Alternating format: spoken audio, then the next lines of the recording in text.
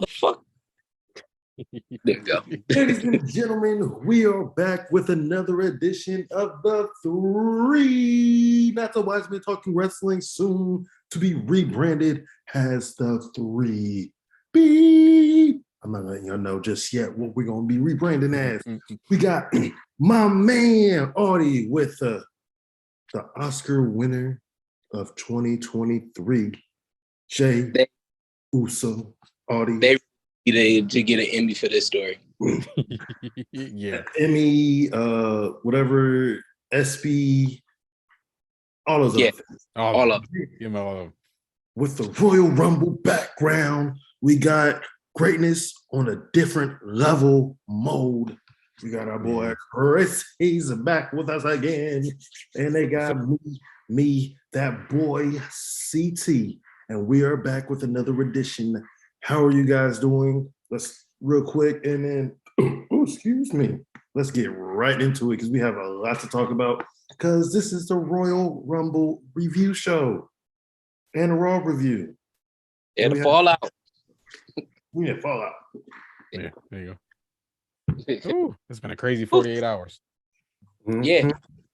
It was really ridiculous. All right, but with the Royal Rumble, man, let's start with the first surprise because that one was a genuine surprise. Pat McAfee being back. Boy. Yeah. Pat. Woo. But that it was a true surprise to the point where not even Michael Cole and Corey Graves knew that he was coming out. Yep. Yeah. They did. You could tell in Michael Cole's voice, he was so happy. He said in an interview, like he said that he didn't know at all. Like the music played, it didn't register to him that it was him.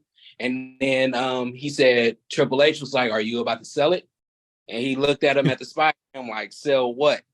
Then he saw Pat McAfee and he was just shocked and he didn't know what to say because he didn't even know if he was going to be the number one entrant to the Royal Rumble because they were starting with the Royal Rumble first, which is, I think this is the first time that they done that. No, I think second. Yeah, well, it don't happen too often. So when Pat McAfee came out, he didn't know what to say. He stepped out and he had on his blazer, so he was like, "Oh snap! He gonna be announcing." Yeah, and now that was really an amazing moment, like because it was genuine. I guess they had talked in the beginning of the day, and he said he FaceTimed him that morning.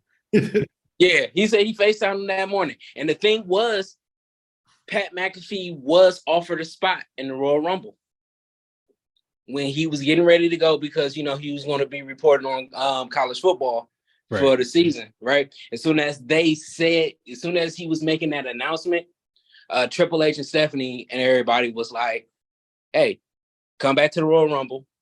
You got a spot if you want it. You know, football season is over with, so you can do that." He said that he wasn't sure because he didn't know if he was going to be ring ready. He said with it being an extra that Saturday, that took an extra day away from him. And so he fell behind and said, no, he couldn't do it. So, and he said it out of the respect of the Royal Rumble. He didn't want to disrespect the Royal Rumble, not be ready and all that and be a letdown. And thank God. His interview, or not his interview, but he said something about that on his daily podcast show. And I watch it once in a while, and I just haven't had the time to watch it. So I'm definitely going to watch it because he talks directly about coming to the Royal Rumble and everything. Yeah. Yeah. So, that was, I think that was part of the interview. I got it thanks to Wrestling Hub. They was talking about it. Yeah. But yeah, that was an amazing moment. That was a surprise of the night. And I'm going to say that. Surprise. That commentary team last night or Saturday, woo, they was on point. Yeah, they were. They had me cracking up. Yeah, because Pat McAfee, you know, he pays attention to wrestling, but there was a lot of stuff where, dang, who was it? I can't remember. Howdy. Huh? Yeah, Uncle Howdy. He was like, "Who the hell is that?" Yeah, he was like, "Who the hell is that?" He was like, "It's Uncle Howdy." Well, how do you do? You welcome to Texas. Yeah. Yeah, but no, there was another one where he was I can't remember her name, but she's been going through a bunch of character changes, right? And he was like, yeah. And so he was like, what's going on? Okay. So this is where she's at now. Like it was, oh yeah. And I'm they were on point. Triple H, I swear to you, I'm so happy that Triple H got this Royal Rumble off. No matter whatever happens, like after with Vince and everything that is going on, Triple H having this Royal Rumble, it did everything it was supposed to do. It told stories, it kept continuity, it even did a lot of teasing, and that was just like, man, this is ridiculous. Like this is something that wrestling has been missing for a minute. And to go from last year's Royal Rumble to this Royal Rumble, whoo! Big upgrade. Yeah. Big. So I guess we should just go ahead and get straight into it. The first match of the night was the Royal Rumble match. It started out with Gunther. Everybody says Gunther. That's not how you say it. It's Gunther, you Americans. And Sheamus. IC champ. Yes. And I'm glad it kind of started out with those two, just because, let's be honest, they had the best match at Clash at the Castle. Mm-hmm. So that just brought back just two hard-hitting men just slapping each other back and forth. Yes. We're going to go through the whole Royal Rumble because that's 29 men. The 29 men Royal Rumble. Yeah, the 29 man. Yeah. like we ain't got eyes or something. And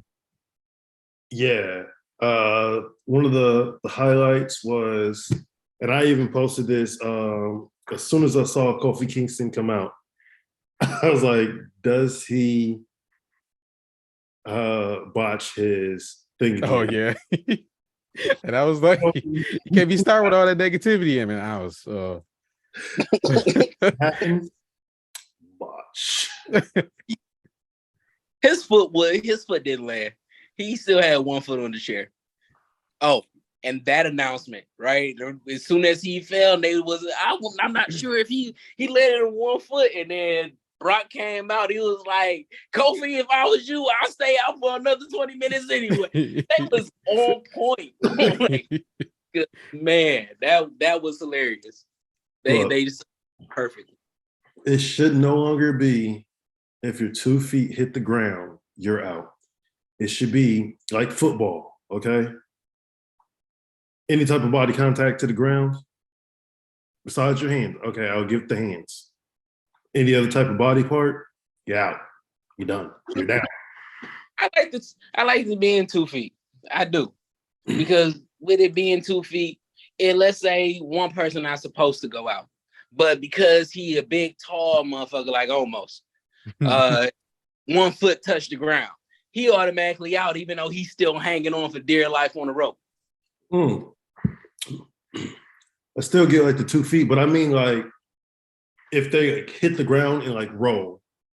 Oh yeah, no, that body contact, yeah, that needs to that has to be. You fall and you land on your elbow and your knee. If your elbow hit the ground, 2 points of contact. Yes. Yeah. But there's like in NXT, I don't know if you guys have watched it. There's a wrestler by the name of Wendy Chu, and she brings a pillow out to her with her. Yeah. She stepped on the pillow, and technically she wasn't out because her 2 feet didn't hit the ground. That's creative. Yeah. Yeah, I like that. I mean, shit, that's like landing on a table. I mean, like if Gunther was to hit me, like how he hit Cody. That's what he should did. He should just smack them onto the table. It would have been much better. Yeah, it would have worked. Yeah, he could jump from there, landed on Michael Cole and everything. Just yeah, I'm still good. And then just hop right back in. That would have worked. Xavier Woods didn't help as well. No. Yeah, Gunther was just too strong. He punted them. He bitch. Did you see how he fell? Oh my god. He was slingshot. Yeah. Off the turnbuckle. Xavier Woods couldn't do nothing about that. Well, if Big E was there, he could have caught him. Man, if that New Day song would have came off one more time in that Rumble, woo!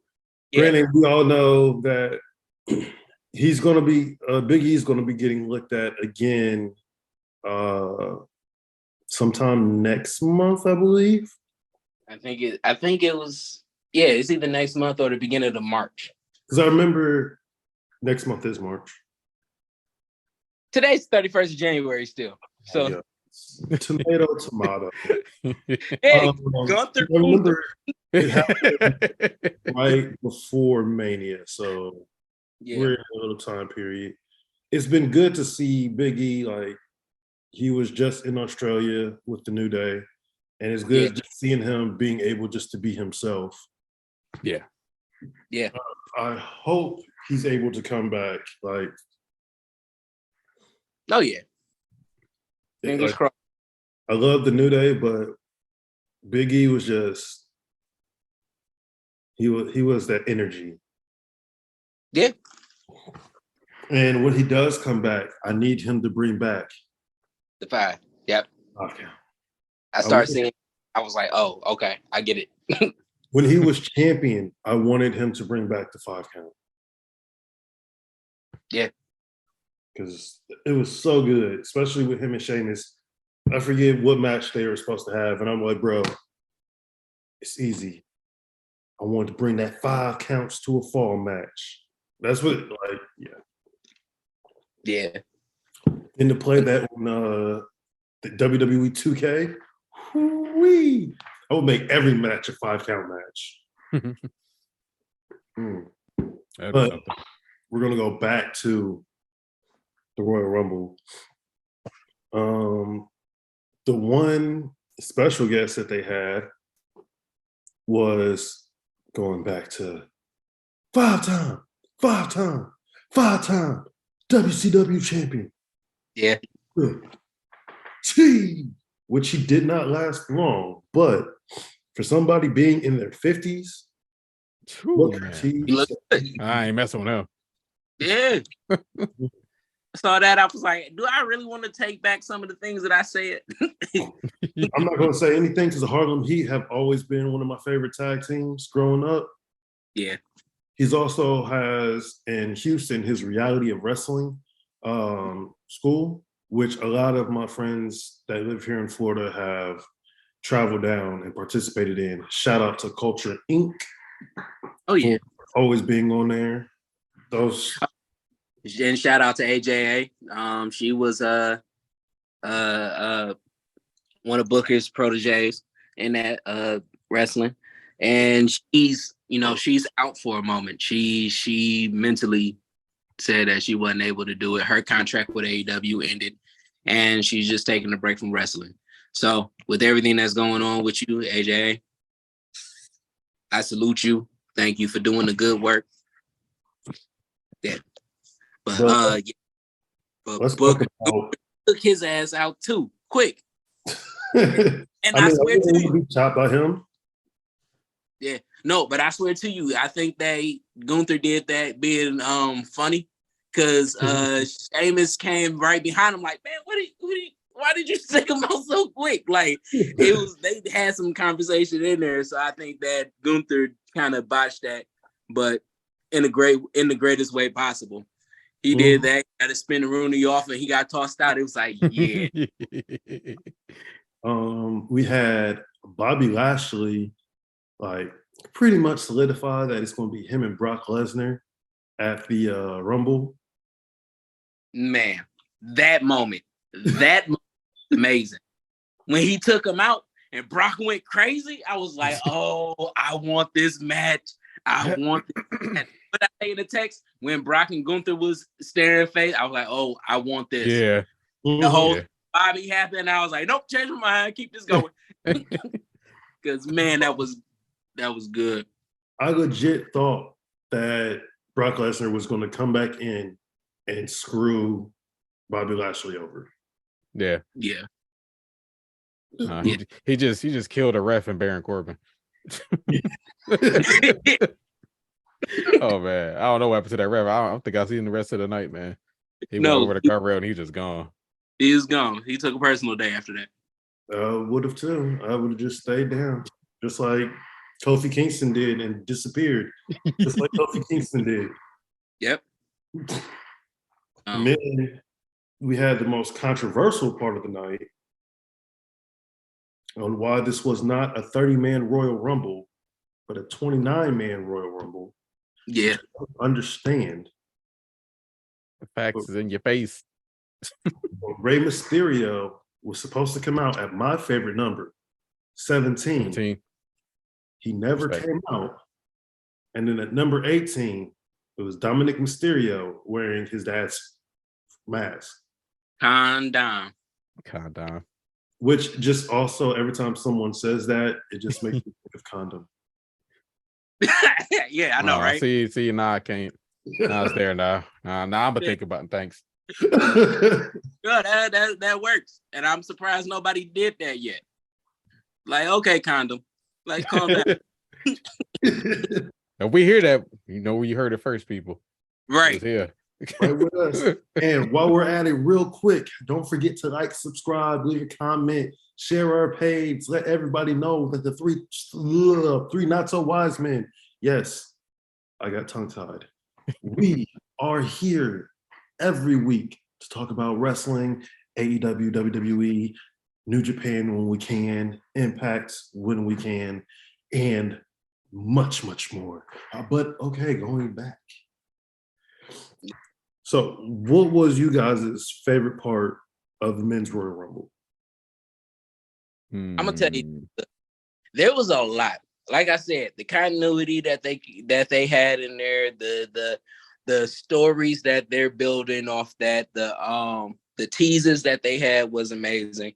But my favorite out of all of this, I'm gonna have to put it there. Logan Paul being in the Royal Rumble. He is getting better, and he is getting it. He came in being the asshole, the jerk, right? Yeah, I'm back, baby.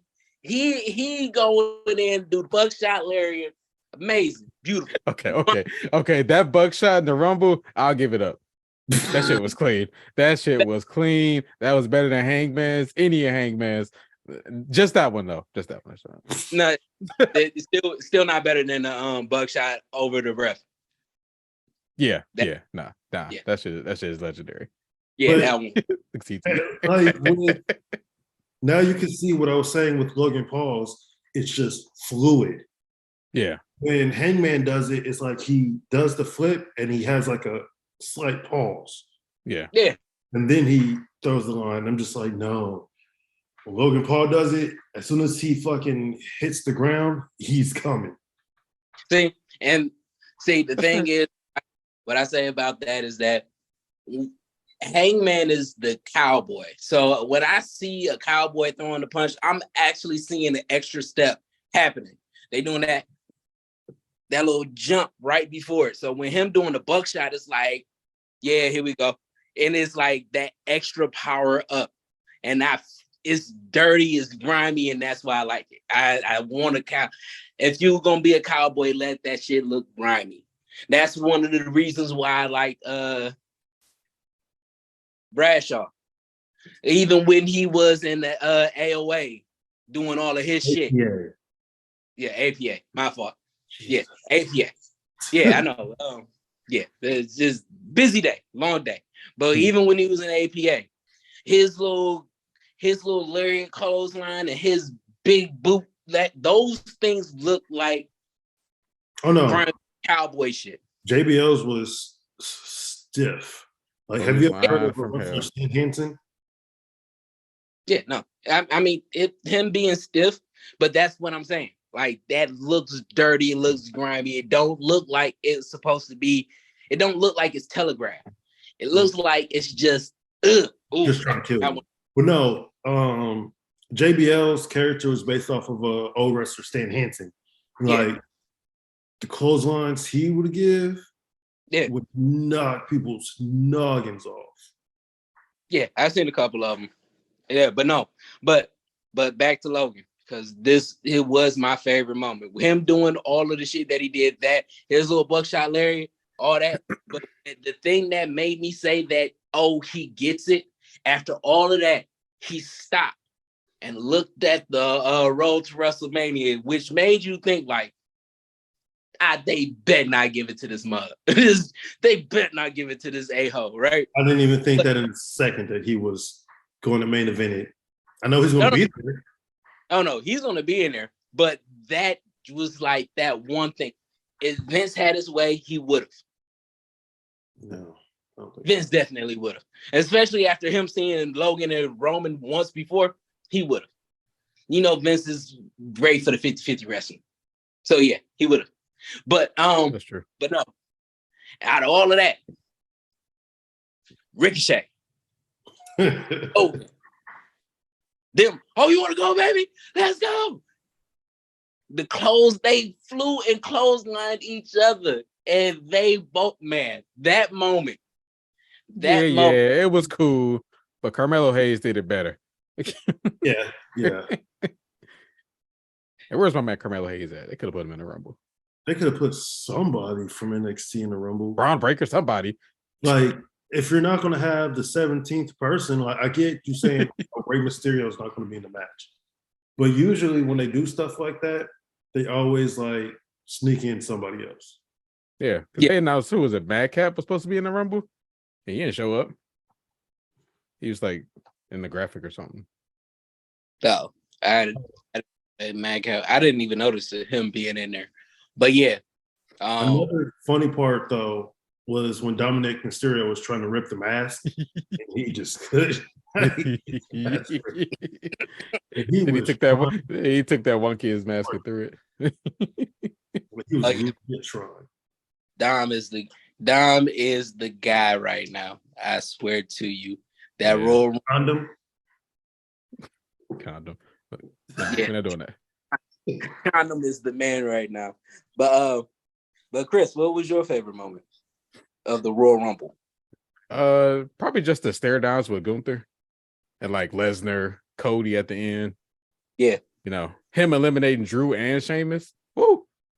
Man, that man was MVP of the night. After watching Cody, which we all know came out at number 30. Yeah. After just watching the bit that him and Gunther had together, I really want to see that match. Yeah. Oh, it's happening right after WrestleMania. Because technically the kid. Good. Yeah, because he'll be champion, so he'll be on both shows, which I still think they're trying to separate the titles because of the way that they're doing the tag team titles. But, I mean, who really knows at this moment? Yeah. Yeah, but no, Cody. Go ahead. But so you said all of the stare. Hold on, can you hear me? Yeah. All right. But Chris, you said all of the stare downs were your favorite parts. Yeah. What about you, CT?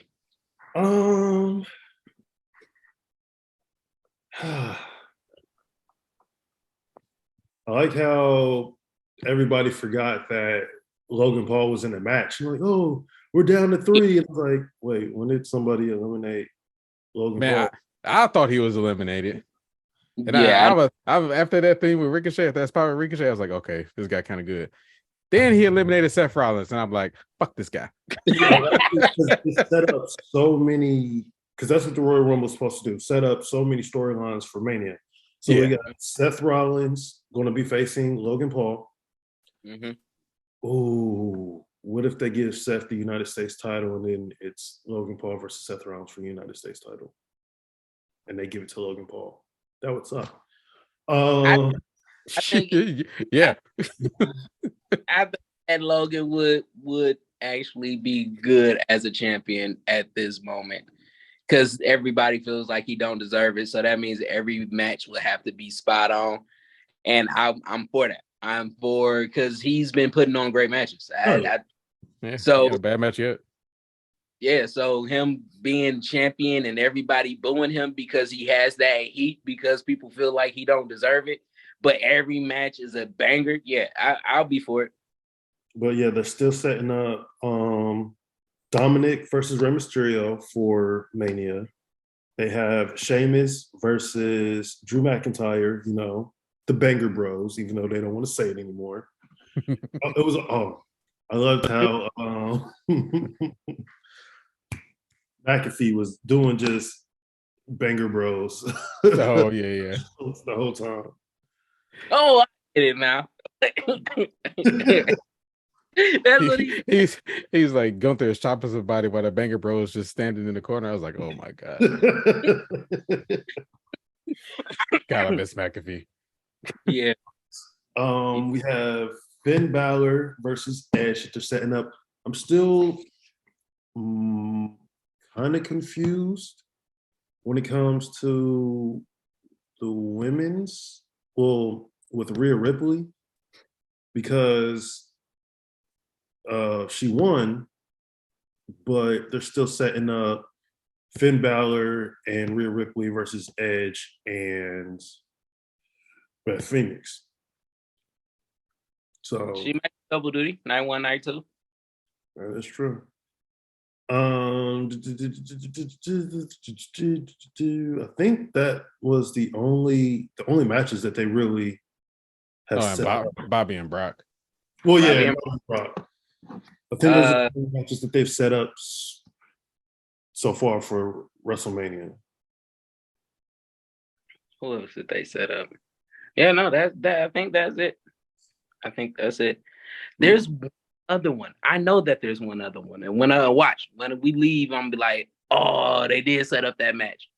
But yeah, but I mean technically this still did Edge and Finn Balor.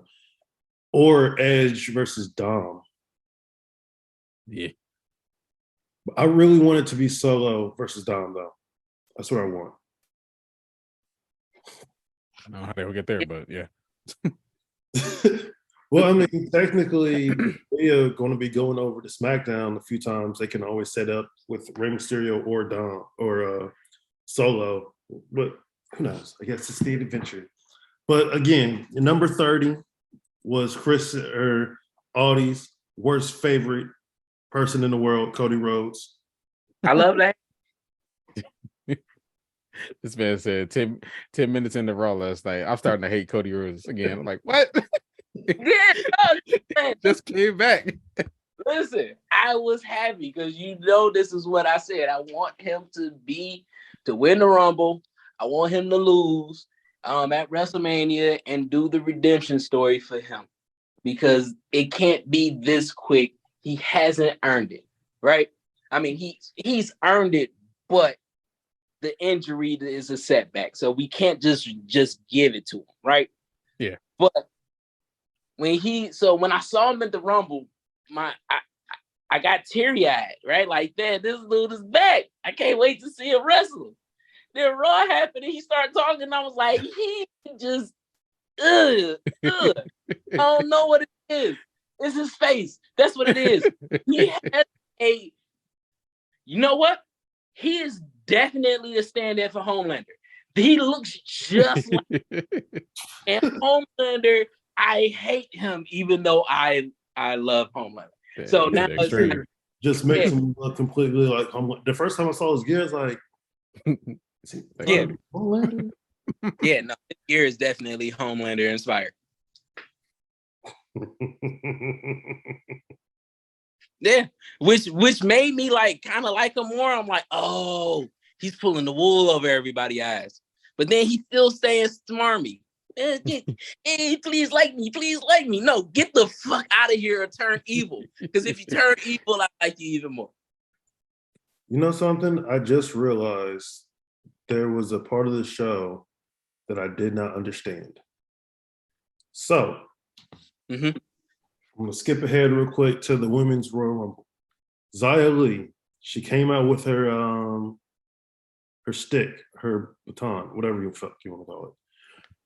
And she tried to bring it into the match, but then the referee took it from her. But Elias brought in his guitar hit Gunther over for the back with it. Sexism. Sexism. They hating on Nia Lee because her braids making her look so good. They just hating. Okay, let me ask y'all this question. Are y'all going to try to stop Xia Li from bringing in the stick? Like, No. if that's part of the rules? No. Would you? No. If it was part of the rules, you can't bring in a weapon. Then why did they let Elias bring the guitar? Question. Stick with me. It's part of the rules, it's part of the rules and you're the ref, are you going to try to stop Xia Li? No, because Xia Li can beat me up. Okay. I mean, I'm not gonna say I wouldn't enjoy it, but all right. Beat me up. Right. Yeah, but at least you can try to hey, no, stop. Elias. He eventually just let it go, and the ref kind of went wrong, So. Right. That's probably what you would do. Elias would have hit you with the fucking guitar, and I don't think after seeing what happened with Brock that they wanted to lose another ref. So, yeah, I wouldn't stop him. Hey, let that shit slide. Let that shit slide. Because I'm not going over the turntable or whatever whatever the fuck it's called. Barricade. They, continuously bring up Rey Mysterio though, even though he wasn't there. You're like, Gunther broke Rey Mysterio's record as the longest Royal Rumble performance, which I believe a certain somebody by the name of Bryan Danielson has done that. Yeah, they said traditional Rumble. Yeah, the greatest Royal Rumble with Titus sliding through the through the apron. That don't count. That's still the best Rumble spot ever. Yeah. They show it every year. Every year. Even for the Royal Rumble. Yeah. Yeah. They show it on random. I think a pay-per-view where they like, and here's Titus O'Neil. Like yeah. Disrespectful. But after a great back and forth, I think Cody and Gunther went maybe about 10 minutes. Gunther sadly lost. Cody Rhodes won, pointed to the WrestleMania sign, and then they did the pyro outside the building from the night before. I'm about to say that shit looked fake. I was like, man, where they come up with this bullshit? I was like, there are no cars in the parking lot. That's what I'm saying. Then they showed it again in the women's Royal Rumble. It's the same video. Like that truck was there early. What are you coming back for? I got it. Not want the WrestleMania sign to get caught on fire again. Look, that ain't our problem. No, it caught on fire at WrestleMania though. No, it caught on fire at Royal Rumble. Oh. Yeah, it caught fire at Royal Rumble. That was one of the signifying moments that this is officially this Rumble's gonna be fucking bad. Yeah, it is so bad. God was trying to burn the house down. Like, yeah, but that Royal Rumble was so good, and I just had a thought, but I forgot it. So we just gonna keep moving forward. We had Louisiana Night versus Bray Wyatt in the Mtn Dew Pitch Black match. Said it right. Match. They're gonna have a different nickname every week. It was. Yeah. I think about it for a second. What did it say? Of course, this match could have ended so much better. Oh yeah. Yeah, I like the way it looked, but yeah, I like the optics. I thought the match was it was campy. The match was campy. Like it's supposed to be a pitch black. It's supposed to be eerie. It's supposed to be weird, but it was just like, it's not scary. It's not off-putting. It's just. It was a Sin Cara / Demon Finn plus Naomi. Yeah. But then after the match, that's where it got dark. It took its dark turn. And it was like, oh, okay. They couldn't put that part in the match. There was no DQ. Like the match should have been a no DQ match, honestly. It And was. It was. Yeah, it was. Then it's stupid the way that they did is like, oh, he won, and then all of a sudden they did all the spooky stuff. They should have just done that all together. Yeah. From the beginning. Yeah. And Like that, even for the refs the announcers to just in moments where it's just awkward silence because they're just in disbelief of what's going on. But it should have been brutal for them to have those moments. It was just like, this is Uncle Howdy missing. Yeah. They tried to get the angle. They didn't get the angle right because we saw him 6 inches even away. from the lower, from them looking up high. As soon as he jumped off, I was like, no, he missed. He is nowhere near close. Yeah, he ain't letting on him at all. You might as well. He might have to roll over. Yeah. That shit, that me dying. I did laugh at that. I was like, he missed. They should have did something else. They should have had the camera at a different angle because seeing that was the right angle to have it at. Being separated from here and here, it was like, man, what the fuck is going on? No, because if they would have had it any higher or whatever, you would have saw that he completely missed. Oh no, I mean bringing it down, changing it, move it over just a little bit to where it looks like he could possibly be I feel like either LA Knight was out of position or the person doing the elbow drop just kind of jumped too much. Damn it, Carmelo Hayes. Why they had Carmelo Hayes is Uncle Howdy and he just jumped. I mean, that could be. Hey, Melo don't miss. Stop that is true. Never mind. Yeah, but if they would have just angled it over to the right just a little bit more to where it looks like it could have been. Like, I mean, because the feet were separate, and that's was the biggest telltale sign. If it just looked like you landed on them at the angle where you couldn't tell if it was in front of or behind, that would have worked. But they had it angled at the feet. It was like, no.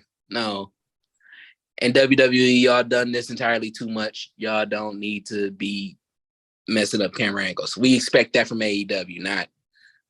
Yeah, like Kevin Dunn. Yeah. Or that one part where the table spot where all of a sudden the Mountain Dew confetti just popped out, and I was like, that's campy. Yeah, it was all campy. Yeah. Like the neon was cool, but it was like, why was it confetti? Y'all should have had like paint so it could look like a at least bloody situation. Yeah. Like, yeah. I mean, because if it would have landed on y'all, we wouldn't have been able to tell if it was blood. I mean, even though we know as adults that blood don't glow in the dark, but it would have just it would have gave the optical illusion once it landed on them, like, oh, they're bleeding. No, this is kind of gory. This is weird. This is cool. Like, yeah, but no, it was all campy. Yeah. It was, and it didn't really like progress nothing. Like it was no reveal of Uncle Howdy. Like we still know what's going on with Braves. Like, I mean, they brought the live action puppets at the end. So yeah, they was in it. Huh? They were there at the beginning when he was walking through. They were all standing there. Like as he was walking up. Yeah. Go watch it again. Go watch that. I didn't see him there. Yeah, they were standing off to the side. But still, LA Knight deserves better. Yes. Los Angeles Knight does deserve better. Yeah, La Knight deserves better. After that, we had the most match of the night. And that's saying a lot because the Pitch Black match was kind of nah. Alexa Bliss and Bianca Belair went like 7. I have a few skills that can help. Do you mean local player? Uh-oh. It's the AI. It's Alexa. Alexa's, you want some shine? Uh-oh. She like, you better not say shit. I forgot that they have an Alexa here. Oh. Because it scared the hell out of me. That was her. Yeah, no. She's like, what'd you say? Mommy was what? Keep my name out of the mouth. Yeah, but that match was, in the words of MJF, Mid. we can just go ahead and skip that. Then we had the women's Royal Rumble match. Rhea Ripley and Liv Morgan started first, which they didn't mention it at all, but they used to be a tag team, and that was one of the most dominatrix tag teams that they had. Oh yeah, that was like 2 years ago. And I missed that. Probably. God damn it. No, we were talking about them. Yeah. It was like when they was really pushing the women's tag team titles. Yeah, pushing. It was, Liv. Hold on, I'm trying to remember. This was like right before she joined the Judgment Day. Yeah. I was too caught up on Rhea to notice that it was a tag team. I probably was zoned. Yeah. Yeah. Hey, Rhea. Yeah, because remember Liv like they jumped on her back and whatnot. Yeah. Oh yeah. Now I remember because yeah. The one thing that I really did like about the women's Royal Rumble, and this also goes back to the men's Royal Rumble, when the Judgment Day and Damage Control got into the match, like all three of them, they worked like as a team to eliminate people. Yeah. Yeah. No, that was something that stayed throughout, because even when it was Sheamus and Drew, they were teamed up with each other a couple of times. Ricochet and Braun, and I swear to you, the whole Braun Strowman thing I kind of checked out. So when I found out that there was a tag team, it was like, oh yeah, what did I miss? But they teamed up with each other. That was something that I thought was cool. They didn't have that, I'm gonna be teaming up with you and then I'm gonna try to take you out. It was like, even when they teased it with Kofi and Xavier, they did the Royal Booty Boot. Yeah. So it was like, that's cool. So we ain't gotta deal with the cheesy turn your back on and are they about to break up? Which is cool, because that means that whenever they team up, they're trying to solidify tag teams. Yeah. So that was awesome. Which I do believe that one of the matches that they're going to do is Dana Brooke and Emma versus Io Sky and Dakota Kai. Because before Emma was released, her and Dana Brooke were slightly a tag team. And in one of the parts of the Rumble, Dana Brooke saved Emma. Not that that did much. I hated what they did to B-Fab. Yeah. Like, why you gotta be so rude?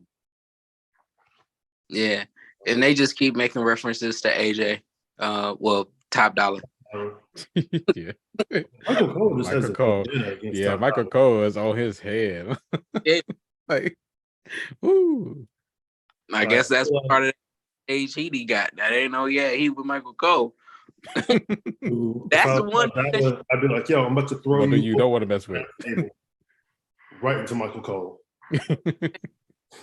That is one person you don't want to beef with. You don't want to beef with an announcer, because they carry you without you even knowing until you see the replays and stuff, and you hear how they talking about you. Like, oh shoot, yeah. When it came to the women's Royal Rumble, we had a few surprise entrances. We had Roxanne Perez, who was taught under Booker T. The reigning NXT Women's Champion. She, like, just when she came out, she put on a nice little spectacle. Yeah. She was hitting people, not getting tossed around, hitting, I think, Rhea Ripley with the I forget what it's called, but the 2 rotation Hurricane Rana. Yeah. She went after Bayley, who I think when Bayley was rehabbing back to come back, she was training with Roxanne. every time I hear Roxanne, I just Roxanne, you don't have to worry. Okay, I was thinking Roxanne. that's Man, yeah. We also had Zoe Starks come to the Rumble. I think Zoe she can be called up. I think she's more than ready to be called up. Yeah. She has put on SmackDown. That wrestling factor that can get her on the card for like 2 days and then Forgot about. We also had the return and new name change to her old name. She's no longer called Dewdrop. Yeah. Super freaking Nivens. Thank God. Yeah, as soon as I saw that, I was like, oh yeah. Because I've seen a few matches by Piper when she was in NXT UK, but just having her name being Dewdrop just never felt right to me. Yeah, never liked it. That was dumb. It was dumb. We had the return of who I think is the most beautifulest woman Bay. in all of WWE. Bay. Asuka. Oh my God. Yeah. And she's bringing back her old gimmick from Japan. Kinda. They ain't ready. They don't know. They ain't ready. Oh my God. And the fact that she, I think you can never go wrong with Asuka, even no matter what she's doing, being goofy. So, I follow her on social media and everything. And she honestly just seems like the coolest person in the world. Yeah. For sure. Like watching her go to the different Japanese stores. There was one day where she cooked in her backyard, a traditional Japanese hot pot meal. It was like, I would love just to chill with her. She's amazing. She's awesome. Yeah. If Rhea had got eliminated somehow, I would have gave it to Asuka. Because she's always within. I think there's only been 4 women's Royal Rumbles. Yep. And it's only her second one. And she's always either won it or was close to winning it. No. The only Rumble she was in, she won. Okay. And then this one she got lost. She's last 3. Then we had the return of Chelsea Green.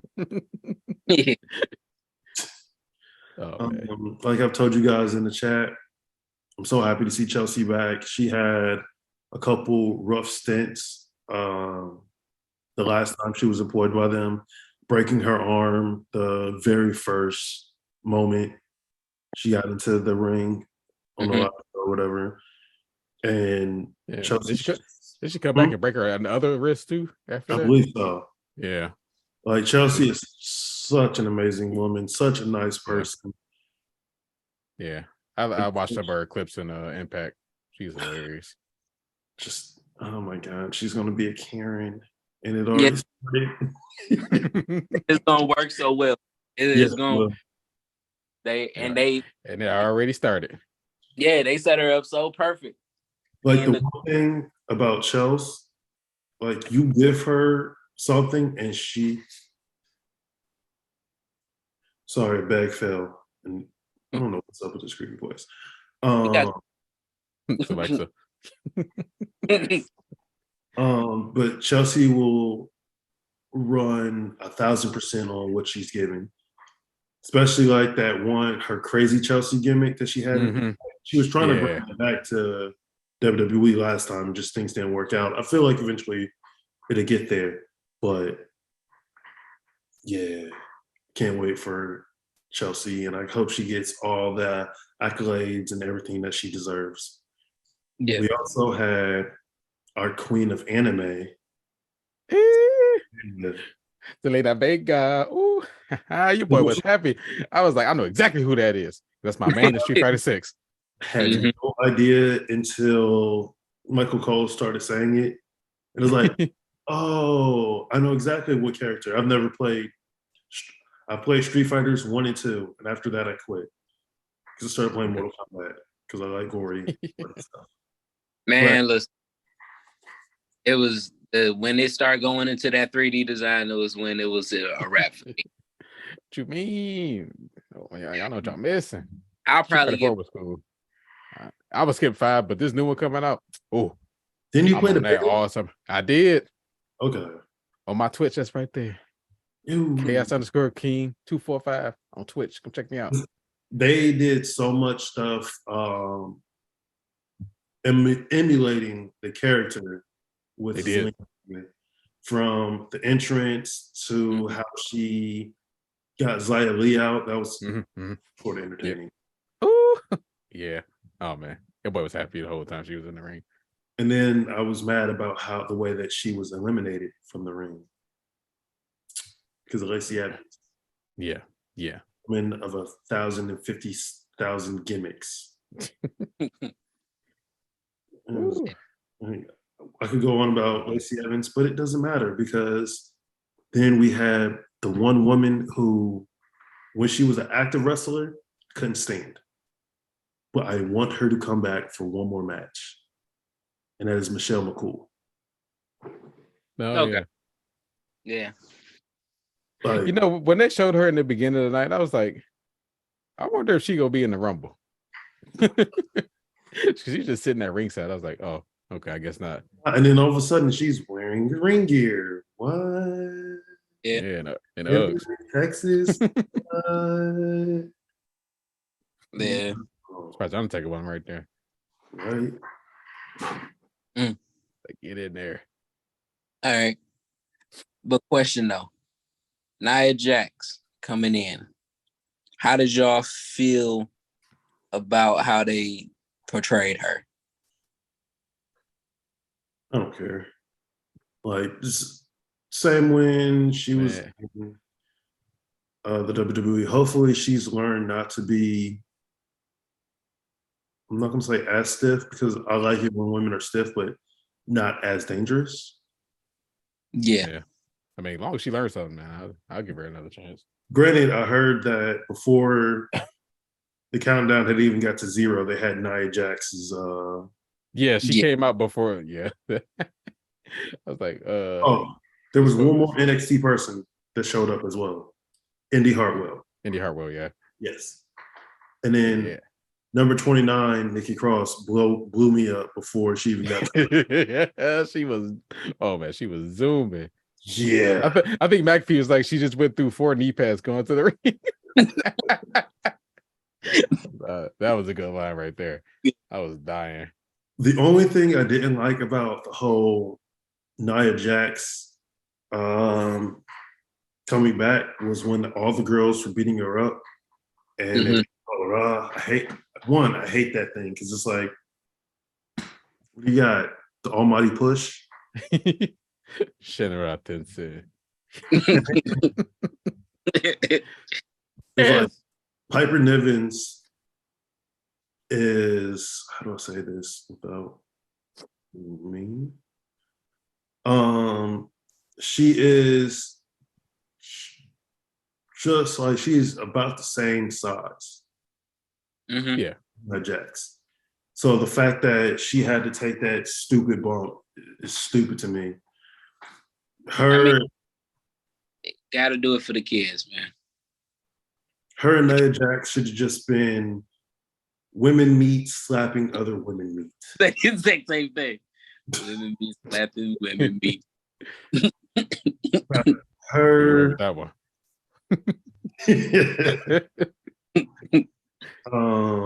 Raquel Rodriguez. Yeah. Like, shit, I think she was out by then. No, because they had a stare down. Okay. Yeah, you're right. Like, there was no need to, oh my God, Nia Jax wasn't on Raw, so that means she's on SmackDown. Does that mean she's becoming part of the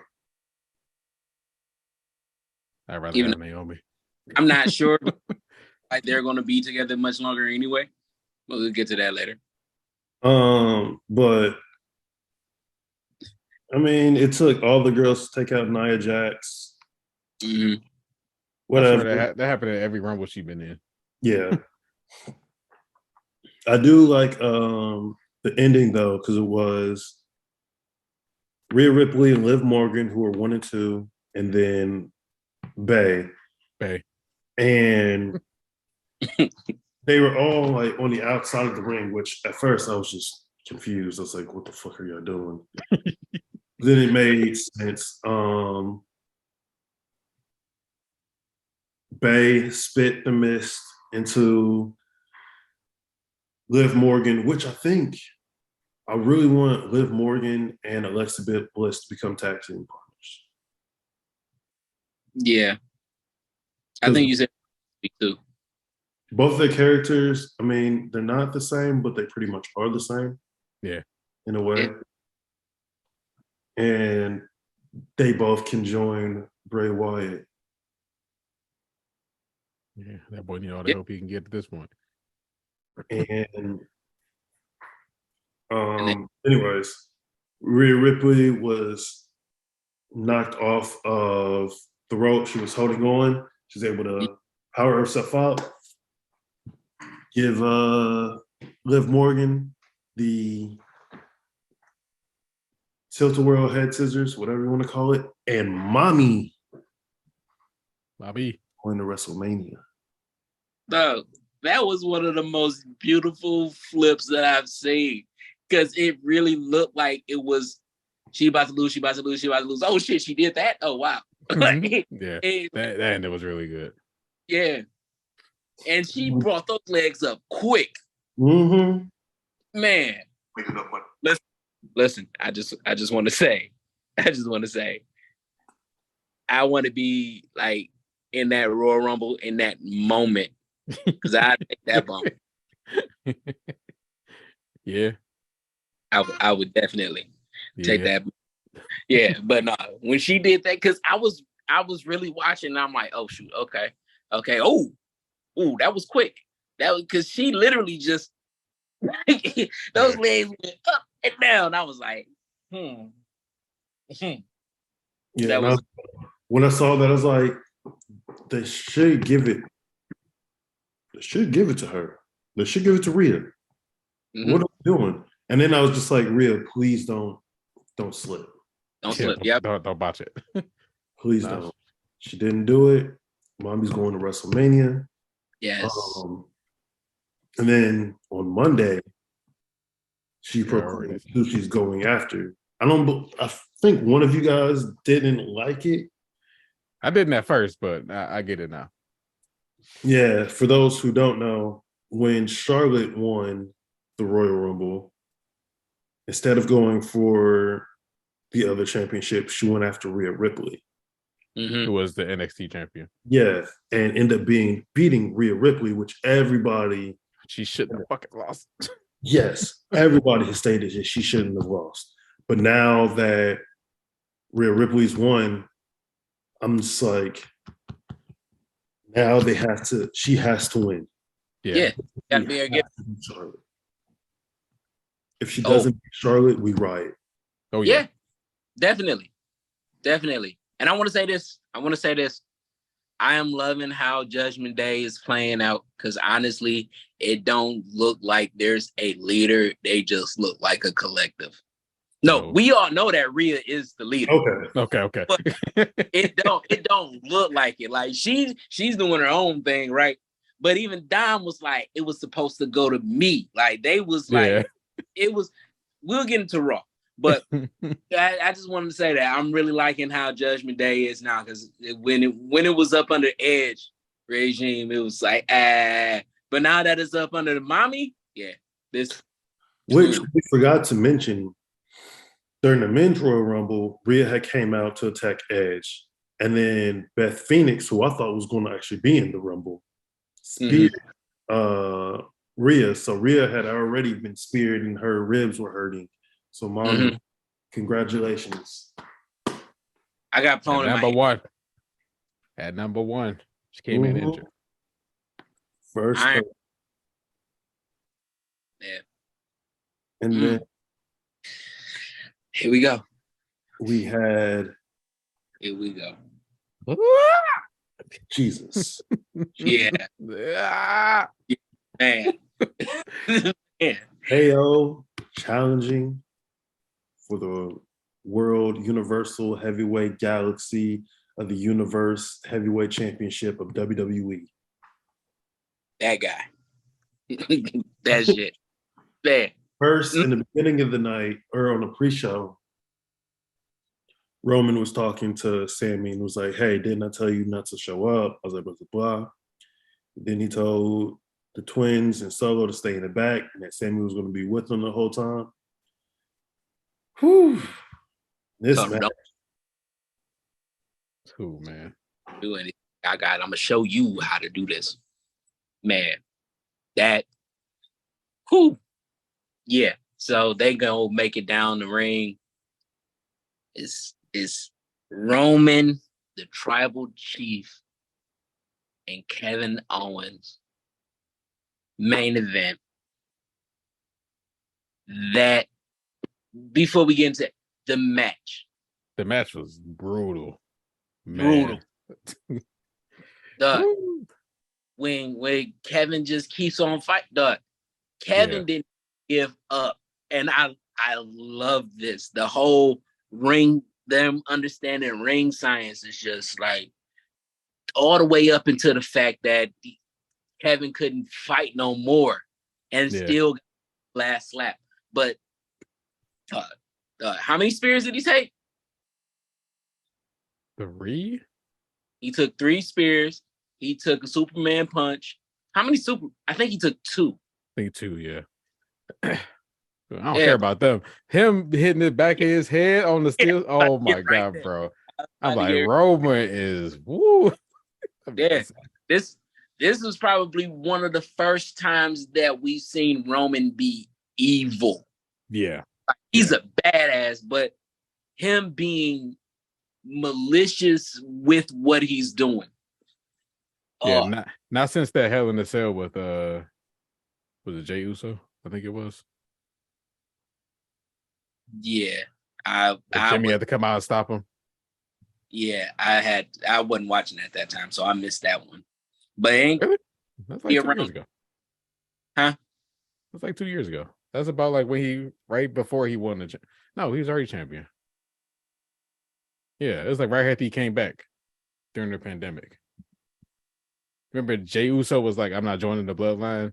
They had that whole little feud. Yeah. Shit. Yeah, and he's like, and then Jimmy had came out and he was like, that's my brother, that's our brother though, that's our blood. Yeah, nah. And then Roman gave him that fake smile and hug and whatnot. Yeah. There was a lot of bullshit in wrestling. Oh yeah. WWE. Yeah, everything just get washed. Not anything. Right. But yeah. Roman, I remember everything. Yeah. It's so good. Roman being that brutal. No. Yeah, we talking about the steel chair shot or steel steps. Yeah. Oh my God, bro. I'm like his fucking neck. The first one looked horrible. The second one looked more telegraphed. Because the first one he actually hit edge. Yeah, the second one he hit flush, like on this part. But even still, he was Sammy was trying to tell Kevin Owens just to stay down. Stay down. Why won't you stay down? Like Roman took a spear, or not a spear, a pop-up powerbomb, a stunner. KO took a couple spears, didn't want to stay down, but it wasn't until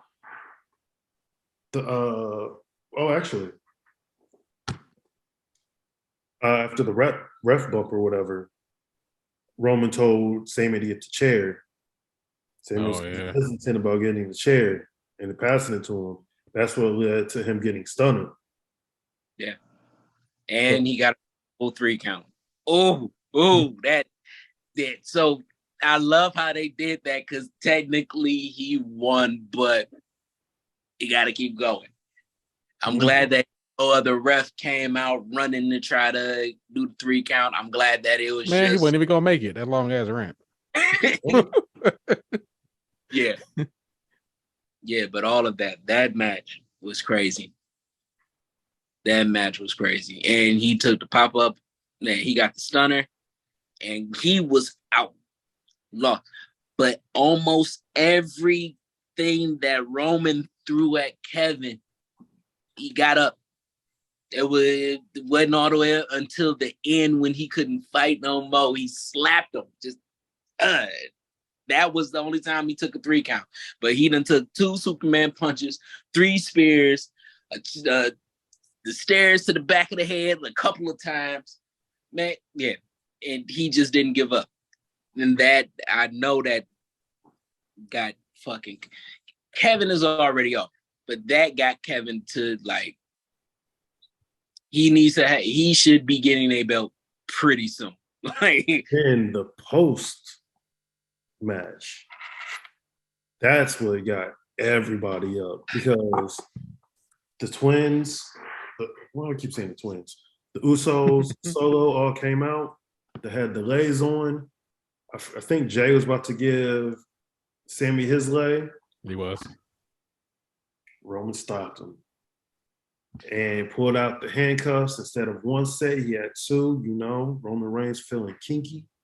right. They handcuffed KO to the ropes, and they just started having a super kick party. Yeah. I thought the Young Bucks showed up. Right? Non-stop. Boom, boom, boom. Together. Boom, boom, boom. Together. They was just And then back you just see Sammy just looking in horror. All of a sudden, Roman gets the chair. He's about to hit him. KO. Sammy steps in the way, but hey, you're better than this. You're better than this. Roman was like, you know what? I am better than this. You do it. Or not. Yeah. And took his time. Roman was like, you don't want to do this. You don't want to be a part of family. You can go back to doing that jackass shit. Oh, blah, blah, blah. Like, and then mush face just. I will say this because I know this is going to be controversial, but I do listen to the Jim Cornette podcast because you know it's just always good to have alternate podcasts and stuff with everything in life. But he did say one thing. He was like, "It took too long for Sammy to hit him with the chair." I get that they wanted to like wind people up, but he could have hit him maybe 30 seconds to a minute sooner. Yeah.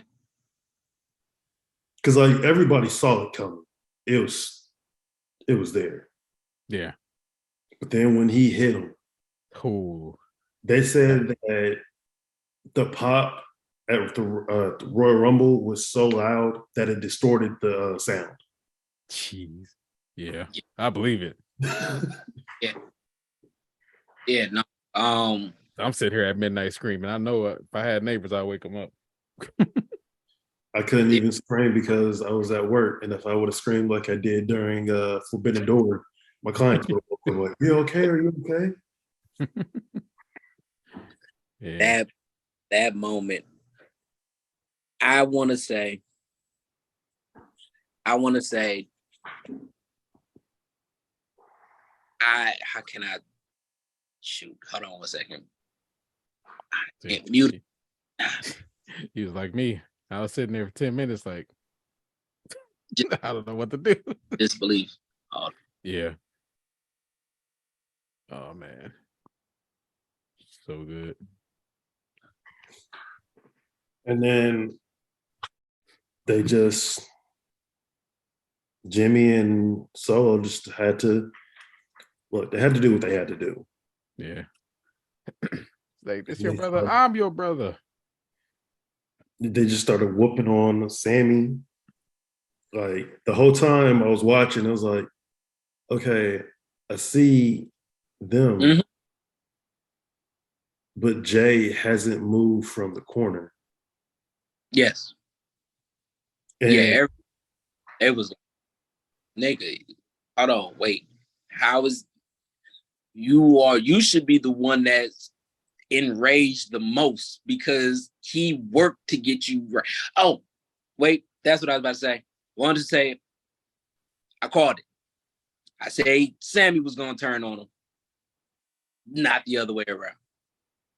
But I did not predict this guy doing an Emmy-winning performance where I was in tears as he was walking away. Like, man, this was a hurtful thing. But he should have been the one beating ass, and him not doing it just added a whole nother layer to this story. Even though he's been the one that all been giving Roman problems for the most part. well, Jay is the biggest one who took most of the mental abuse from Roman Reigns. Yeah. Like the way that Jay joined the Bloodline was that Roman was about to break, I think he was about to break Jimmy's leg. Yeah. Or They had an I Quit match. Yeah. Yeah. Yeah. I mean, but even with that, it's like even certain small stuff throughout the time being with Sammy being in there and him, Roman said don't do that. I don't give a damn with the tribal treat thing. Like, it's been small shit like that they put into the story that if you looked at it, it just seemed like a funny moment, but it's like, oh shoot, this is something deeper. Yep. Which brings me to a post that I saw that somebody said that the Bloodline storyline was never Roman's story to begin with, which makes me say, yeah, seeing how everything went, yeah, this is Jay's story, and Jay might be the one to dethrone Roman. I'm throwing that out there right now. How it's going right now, I really can't say. But if they continue on with doing this, it wouldn't be the first time that we had a tag champion that was also world champion. Mm-hmm. I know that they'd probably get one of the belts off of him, though. So he won't be universal. It's just confusing on how, like, with everything going down, because even Jay posted on his Instagram that he was done with the Bloodline. He said, I quit. But then it's like, what are they doing with the tag championships? I mean, they could always do like how Adam Pearce has been doing the Judgment Day, and who else was it? Oh, with the Usos, and let Solo. Yeah. Solo team with Jimmy. I don't think that's going to be what they're going to do. But I do see them both getting solo pushes. I think that there's, I don't know. I was hoping to see something on Raw yesterday. I could have told you that wasn't going to happen. I could have seen something, just a little smidge of something. Couldn't get a damn thing about that. Oh, you just got to recap. Friday. It already got 20 million views in 24 hours. Yeah. But no, yeah, I can see Jimmy being the voice of reason for Jay to try to get them to come back. But with the way that this is going, Is any man. Is it going to be KO and Sammy for tag champs, or is it going to be Sammy for world champ? Because we don't know where this is going. I see them doing that match, Sammy and Roman at the Elimination Chamber, because they have Sammy on the poster of the Elimination Chamber. Because it's in Montreal. Yeah, and it's in Montreal. The new Montreal screw job. You know, I heard that earlier too, and I was like, I didn't get it at first, but that's all making sense. Yeah. I don't know. I think that Roman will probably pull from the MJF playbook, and you gotta have to go through Solo first, because Jimmy can't beat up there. Mm-hmm. Neither Jimmy or Jay. I have read an article about that, and from what I've read, they didn't make it to Canada the last time because of the issue with Jimmy, but it was more so Jimmy couldn't make it, and Jimmy was riding with Jay. Yeah, So with Canada laws or whatever, if you're convicted of, even if it's a misdemeanor or whatever, you can't go into Canada for like 10 years. Yeah, I didn't. And Jimmy was the one that got the DUI. Mm-hmm. Yeah, Jay can still technically go, but because they were together that last time, that's why Jay couldn't make it. Mm-hmm. So they could still be there. So even if we are operating on the idea that Jay can't be there because of the DU, that'll be a huge moment and a pop if it's Solo versus Sammy and Jay comes in and helps Sammy win. Mm-hmm. But yeah. But that's Ooh. Then we get to the big story. That was the end of the Royal Rumble. Like, definitely better than last year. Oh yeah, by a country mile. The middle matches, the singles matches were whatever. Yeah. The Rumble matches were great. Like, a couple people were upset because they were like, they kind of telegraphed who was going to win both of them. They're like, look, you can't. It's crazy because there's times where people get mad that the obvious person didn't win. Yep. And then now they're getting mad that the obvious two people did win. It's like, yo, just enjoy the ride. Just enjoy the damn ride. People wanted Sammy in the Rumble. I'm like, that's the last person you wanted to Rumble. The smartest thing that they did was, I believe during the pre-show, Roman had told Sammy that he's not going to be in the Royal Rumble. Yeah. Yeah. So that Sammy is in the Rumble, and if he didn't win, it's 2014 all over again. With Batista and Daniel Bryan. Cody would have been Batista. And then we're just going to quickly get through Monday Night Raw. 10 minutes into Cody Rhodes again being on TV. My brother Audie here. I hate him. I hate this guy. I hate him. I'm starting to hate him. Like, I seen the video package and I was like, you a fucking nerd. Get out of here. Like, it was such a Cody nerd promo, but it was good. Yeah. And then he was talking and it was like, I could have sworn he said that on AEW. Yeah, but now what do you guys want to talk about? In AEW, there aren't many family names there. There is Brock Anderson and his dad, and there's Pillman.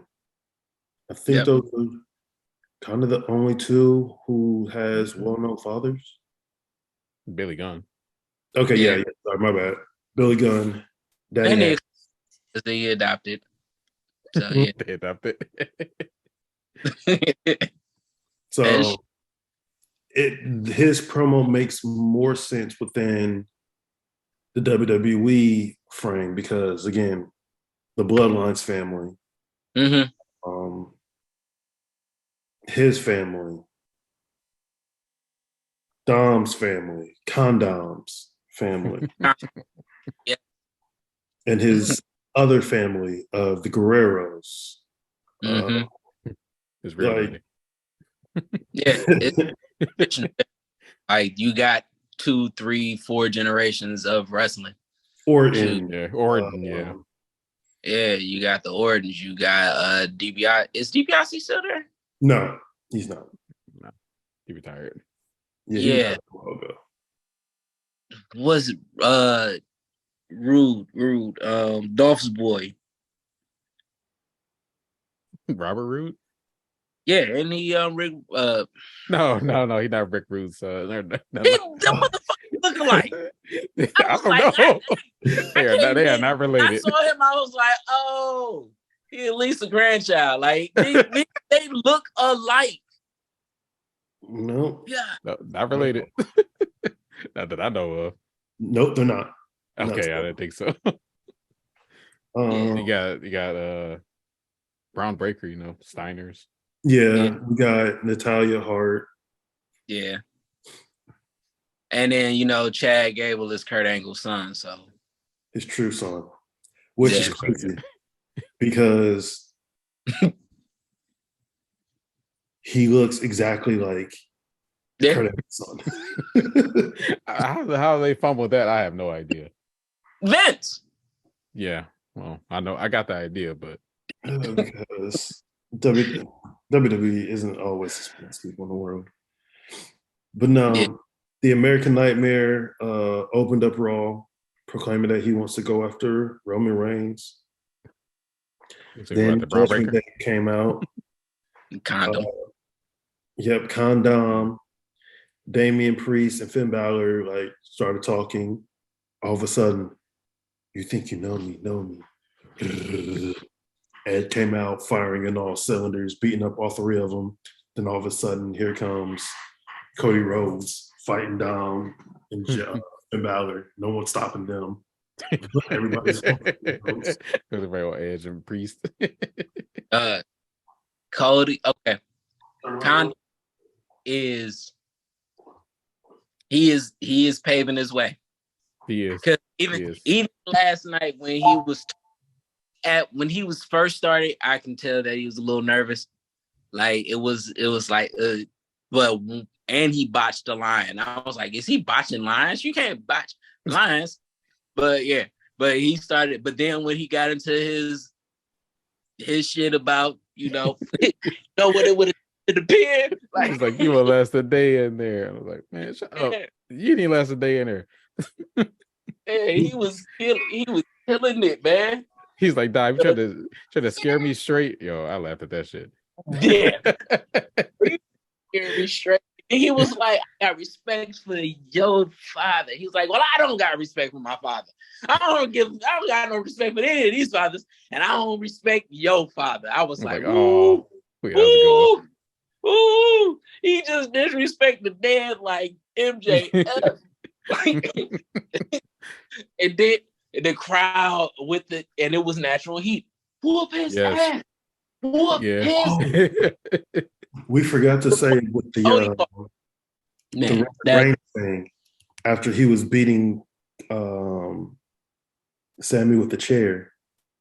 Everybody's just like, "Fuck you, Roman." Oh yeah, yeah. And they didn't bleep it out either. No, they did not. No, I think this has been the most engaged I've seen WWE fans in a moment. Mm-hmm. And because of WWE's production, it is so much. It looks a hell of a lot different in the AEW crowd, even though they're doing the exact same. Mm-hmm. The SU Roman whoop his ass, like they is getting it, and the production just makes it look so much better. But it's also they're coming off of the Royal Rumble, so people are still going to be hyped. Yeah, but it also depends on just the crowd in general. Some cities aren't necessarily like crowd cities. Places like New York, Chicago, Philly, a little bit of LA, like some of the big wrestling, like cemented cities. Texas, Detroit, those give some big crowds. But then you get like Omaha, Nebraska. And it's like, and that's kind of crazy because Nebraska is a wrestling state, but it's not pro wrestling. They're into the real shit. If it wasn't after the Rumble, Tulsa would have been quiet. Yeah. No, I don't know. Tulsa. Tulsa is hitting this. Tulsa is kind of wild. I seen them when they was coming to Texas for AEW. So I've seen, because a lot of that crowd, I'm gonna be honest with you, a lot of that crowd is kind of it's probably 50-50 Texas and Oklahoma, because they're so close to fucking it. Like Garland is probably, all right, Oklahoma City, I believe it's only 40 minutes away from my house. Okay. In Texas. So it's probably just about an hour and a half drive from Tulsa for that to get to Garland. And so it was just, it was kind of 50-50, Texas and Oklahoma. Well, no, Texas, Oklahoma, a little bit of, what is that other city? New Mexico? I think that. Yeah, New Mexico right next to Texas. Yeah, so but they get kind of wild. So I don't know. But there was moments where there was some silence. Like, I don't get how they were quiet when Rhea was talking. That was one. Know what she was talking about. They wanted to know who she was going against. Yeah. It bothered her. Like, she was trying to get into it, and she wanted the crowd to engage, and they was just like, come on, give me an answer. Give me an answer. Oh, let's get this shit. We want it to be. Yeah. But yeah, speaking of that, because that's, since we're still on Raw, now we're talking about Rhea. As a person that did not know that Rhea lost to Charlotte, I thought that it was cool for her to pick Charlotte, because she couldn't do Bianca Belair. Bianca right now, she's kind of stagnant, but that's because can't nobody see anybody beating her right now. I got a person. I would like to hear it, but hold on. But Rhea deserves a title. Oh yeah. So the only way that they had to do it was to put it on somebody else. And didn't she beat Charlotte beat was it who Ronda. Did Charlotte? Huh? Ronda. Should be Ronda. Yeah, it was. So honestly, I don't think that they wanted Ronda to lose to Rhea. So they set that up to set this up. But then also the story between Charlotte and Rhea is so much better either way than her and Ronda Rousey. Yeah. Yeah. That's true too. But yeah, I'm speaking from a person that didn't know the story. So yeah, I think that they would have still wanted to protect Ronda. So take it off, give it to the only person that could convincingly just come in and beat Ronda, which is Charlotte, and then give Rhea and let's build this story for WrestleMania. So who do you think could be the EST? Oh, Bianca. So they got the women's Elimination Chamber match. So I'm thinking we get Bianca versus Asuka at WrestleMania. I think they're gonna do Raquel, even though I do love Asuka. Raquel, maybe. Because they've been she in a match. Yeah. And y'all really think that either one of those would be primed to beat Bianca right now? The way that they've been setting up Raquel, like she's faced both Charlotte and I think she's faced Charlotte, but I know she faced Ronda. Okay, she faced Ronda and Shayna Baszler. Yeah, and she's had good performances against them, and I can see them building her up. But not in the women's Elimination Chamber right now. I believe it's Raquel, Asuka, Nikki Cross, and Carmella. Okay. So And No, it's Liv Morgan, ain't it? I no, don't it's think Raquel. No. I mean, I don't think Raquel is in the match yet. They said the final four in the Royal Rumble already qualified. So it was Nikki Cross, Asuka, Liv Morgan, and then they added Carmella for some reason. okay. So let me change what I'm saying. Do y'all think that they would be primed to beat Bianca at WrestleMania? Asuka, yes. Yeah, I never doubt Asuka. yes. Asuka need 2 weeks and she running the tear on everybody. But I don't think Asuka's going to win because the way that they introduced Asuka with Carmella, I'm thinking that they're going to do them at the. No, okay, yep, it's Nikki Cross. Oh, yeah, let's see it here. Yeah. But I feel like those two are going to Carmella and Asuka are going to face each other. They're going to be in a feud, so I don't know if it's going to be her. Okay, that's weird.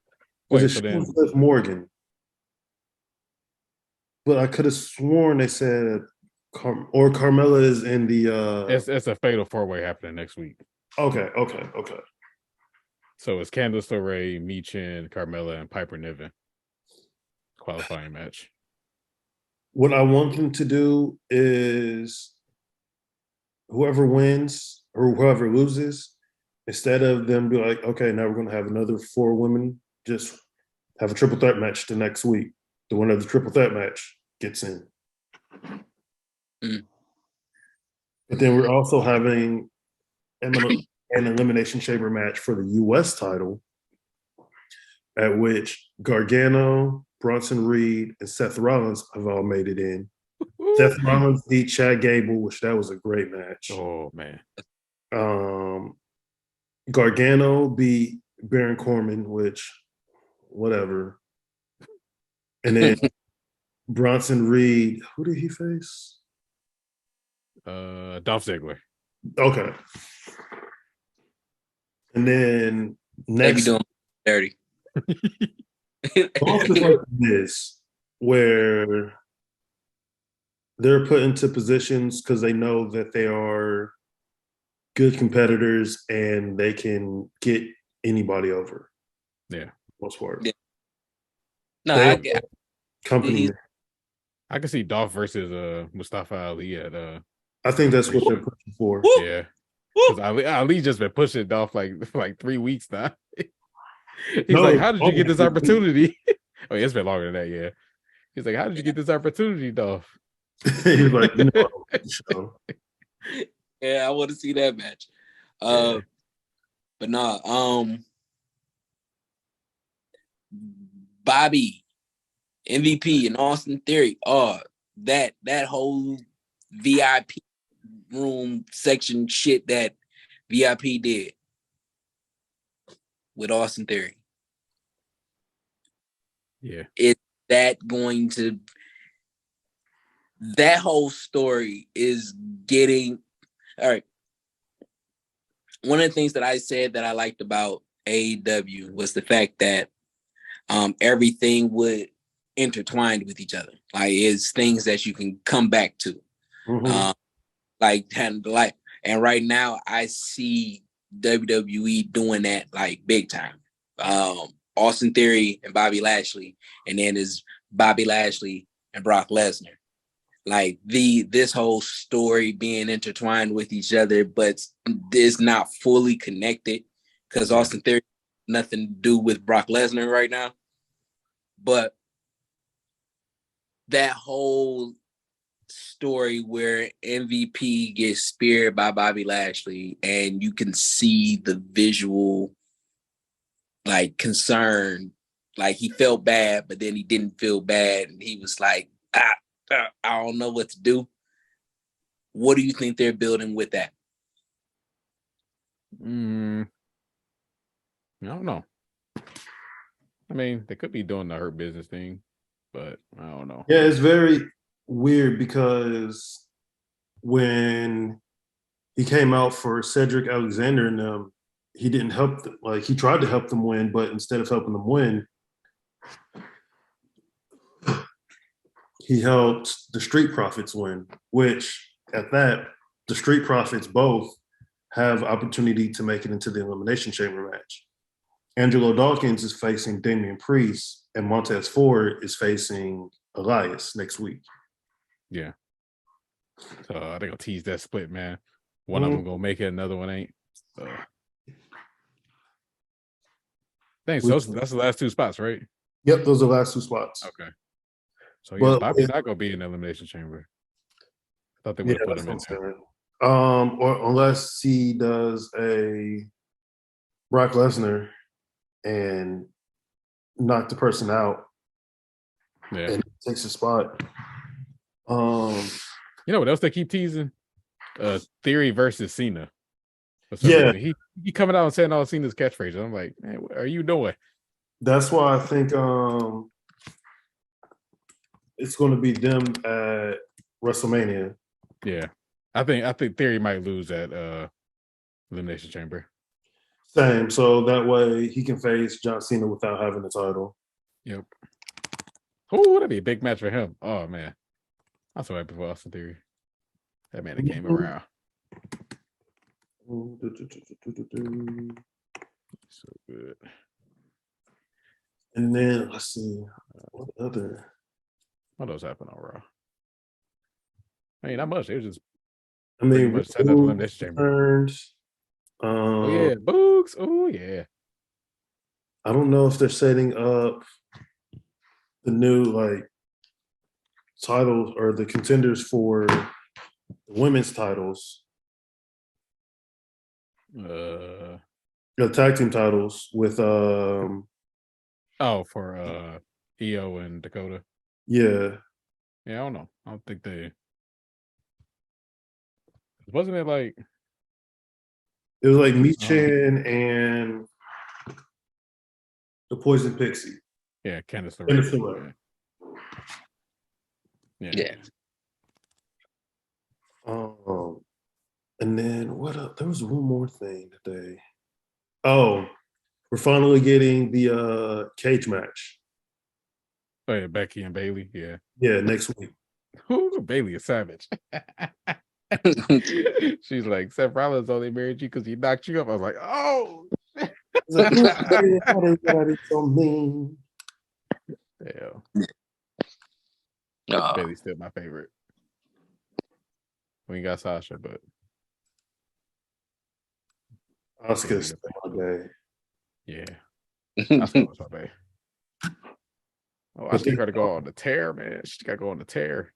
The one thing I didn't like about the main event, which was Finn Balor versus Cody Rhodes, was that I thought it looked just extremely smoky, and I guess because they overdid it with the pyro. Yeah, this is Cody. It's Cody in a nutshell.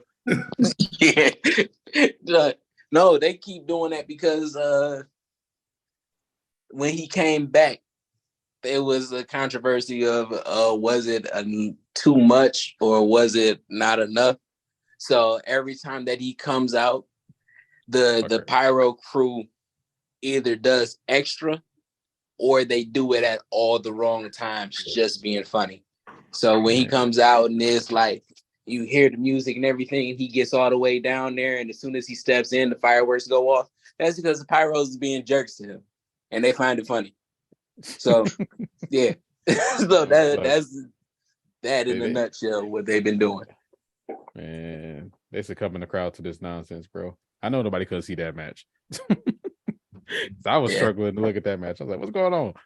All this damn smoke. And I started to hate Cody Rhodes. But that was the end of Raw. They tried to say that we're going to have something with the Bloodline on Monday Night Raw, but it was just whatever. Yeah, had me watch that for the 5th time. What's wrong with them? Yeah, it's like, but that's how they always get them. It's like, oh yeah, we're gonna have what's went on with the Bloodline. It's just, we already saw that. Yeah, we already know y'all gonna be on SmackDown. Stop lying to me. Stop giving me false hope. Yeah, like the whole 'Cause Bray I feel Wyatt for- thing. That could have been taken down like the whole 20 minutes. No wonder we can't get the women's cage match. Jesus. Exactly. Yeah. But we're going to move over real quickly to Dynamite because tomorrow is the Dynamite show. As of right now, they have 1, 2, 3, 4, 5, 6 matches on the card. We have the number 1 champion in AEW, the Queen Jade Cargill, defending her TBS championship and her number 5-0 victory. I think this is 5-0. I don't know. Yeah, I think she's 49. But she is facing Red Velvet. I love Red Velvet, and I love the TikToks that Red Velvet and Kiera Hogan do. They're awesome. Yeah. I was heartbroken by the breakup. I was heartbroken when they kicked Kiera Hogan out. That was my favorite out of the group. Hi, Kiera. Hi, tell Dynamite I said what's up. Respectfully, I don't know who that is, and I don't want to know. Okay, well, I guess I want to. That's just someone who I've worked with her a lot here in the Indies. Mm-hmm. We have one of your favorite wrestlers wrestling on the show. It's going to be Brian Cage versus Konosuke Tada. Takeshita. There we go. Yeah, it's our boy. Because Brian Cage's contract is about to expire. Oh, yeah. Yeah. Oh, okay. Now we're just going to put you on all the shows. Listen. However they want to do it. I mean, because all they're really doing is showcasing Brian Cage for whoever has whoever's willing to break the bank for him. But it's crazy too because he still is 1/3 of the ROH 6-man tag team champions. Gotta sign him. Pretty much. No, my conspiracy theory brain is going, especially after Cody. No, what? I'll say it like this. Because we is right here. The Royal Rumble. Shit. The Raw 30th.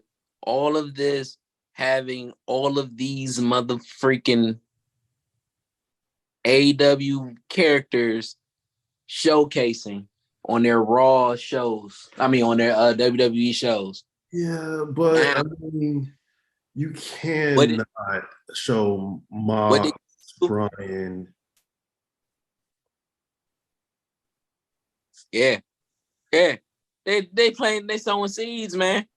I'm telling you. I think it's just Cody getting away with whatever you get away with. Yeah, I feel like shit. All right, you see Billy Gunn. Oh, wait. You really feel like that, even though they had Ricky Starks in the back? He was just supporting his boy. Stop it. Yeah. Dolph Ziggler was behind the scenes at the AEW show at It had pictures. I know. The only reason why they had pictures is because someone took a picture, like somebody from the crowd. It wasn't it was backstage security cameras. They let that shit out. They leaked that. That's not the WWE leaking it. That's who somebody's about to get fired. Nah, because if WWE wanted that release, they'll let that happen. No, it's not like they can't stop it because as soon as they release it, everybody's taking pictures of it and screenshotting it. So no, I just feel like that's Ricky Starks. My boy. Yeah, can my boy just support his boy? Yeah. Nah. Listen, he can just support.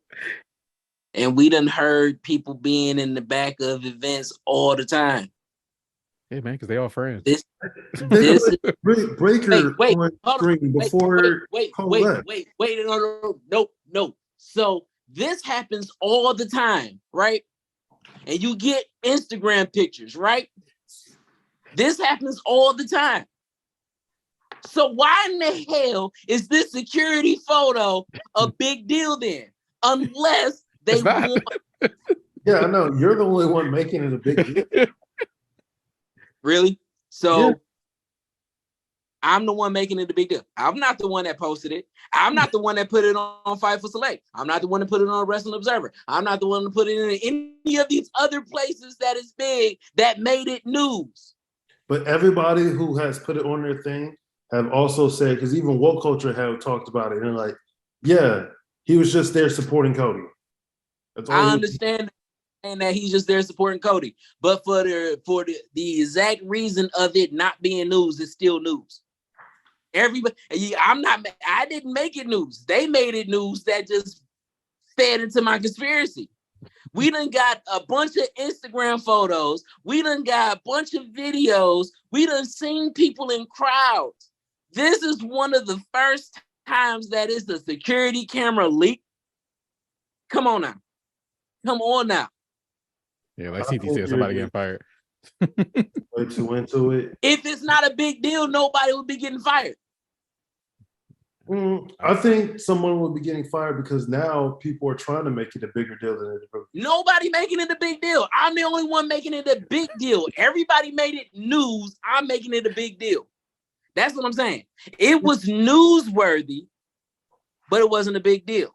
See, hold on, So either it's a big deal and somebody's getting fired, or it's not a big deal, which means that it makes no sense, which means that there's something else at play.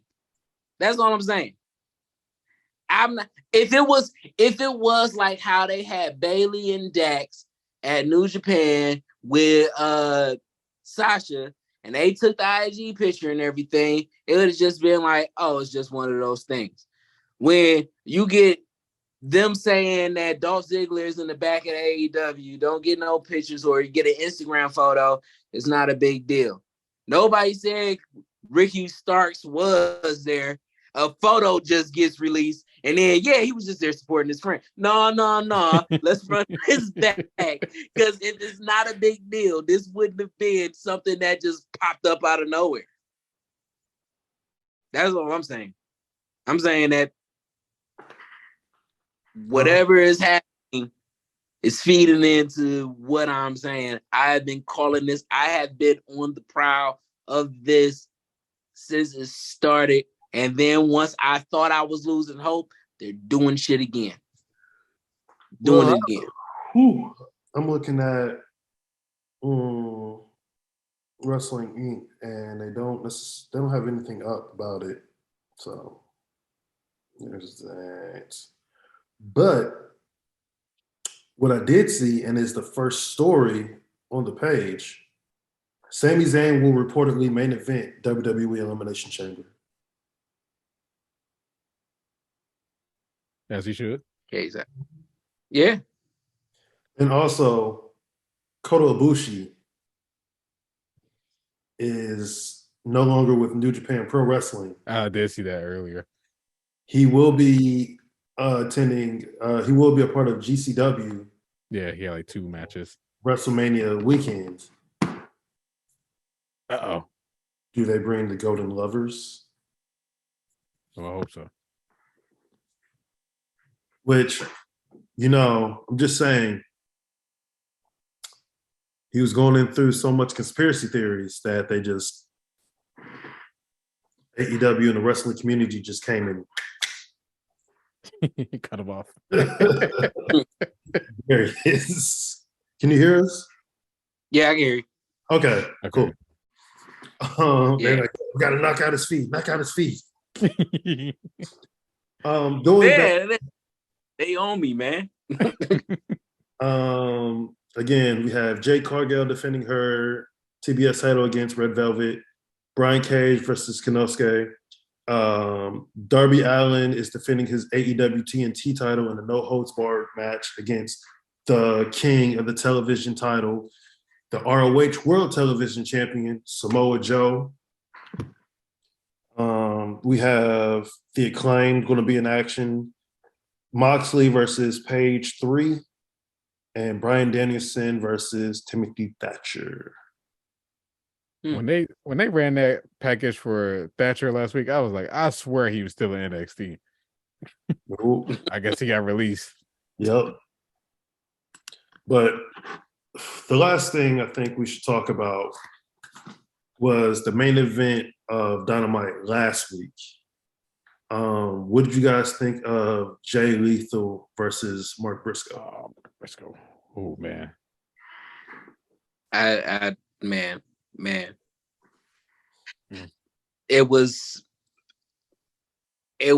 okay. First and foremost, it was very entertaining. I really enjoyed the match. To actually get a live view, this is me being able to watch them for the first time live. Mm-hmm. Because once they started on Ring of Honor, like when Tony bought Ring of Honor and they was having the pay-per-view match against, I couldn't watch it live because I was working. So this was one of the times that I was able to get to see Mark wrestle live, and it was magic. It was very emotional. Jay Lethal was in tears for pretty much the entire match. I believe somebody, Chris Caprice, I think he is the announcer, not the announcer, but he does the color commentary. Mm-hmm. He was like, yeah, we all thought that we would be there to comfort you, but in the end, Mark was comforting everybody else at the show. Yeah, I want to stick on the match. I'm sorry, I want to stick on the match because I do want to talk about Mark after the match and everything that I've seen, because they had Jay's his homegoing. Mm-hmm. And the eulogy. Yeah, I'll get to that. But the match was amazing. It was funny. It was a show. It was definitely a show. To see the love there. I am glad it's bittersweet because I'm glad they got to shine a light on the Briscoes on live TV, on Dynamite, because they should have been on since Ring of Honor got bought. But that's neither here nor there. But to see the love that whole locker room had for that man, it was amazing. And Mark saying, I'm down, him having both belts and the whole man, it was a beautiful moment. Yeah. What did you think, Chris? Yeah, it was emotional. I was trying to watch the match, but I was like, watching Jay Lethal tear up. I'm tearing up. I'm like, Mark's he was out there doing what he did. He was, I think, the froggy elbow and the Jay Driller or Jay's like finishers. Yeah. So to see him do his finishers was just, yeah. And then somebody was like, "Oh, we thought that he should have won with the froggy elbow." I was like, "No, winning with the Jay Driller." That was what needed to happen. And yes, they have said Mark Briscoe will be on AEW TV going forward. Good. Yeah, that is real good. If you want to watch any, like some of the, I think just like 3 or 4 matches with Jay Briscoe on YouTube, and it's from AEW, but it's on the ROH YouTube page. And they have like him versus Adam Cole, the Briscoe brothers versus Claudio Castagnoli, and I can't remember his tag team partner, right? Cassius Ohno. Oh, Chris Hero. Yeah. Yeah, there we go, Chris Hero. And yeah, like another Jay Briscoe versus Christopher Daniels. And I believe there's like one more on there, but like you'll fully get to see their what they call redneck kung fu. Yeah, redneck kung fu. Yeah, so good. Yeah. But yeah, I thoroughly enjoyed the match. It took me a couple days to watch all of the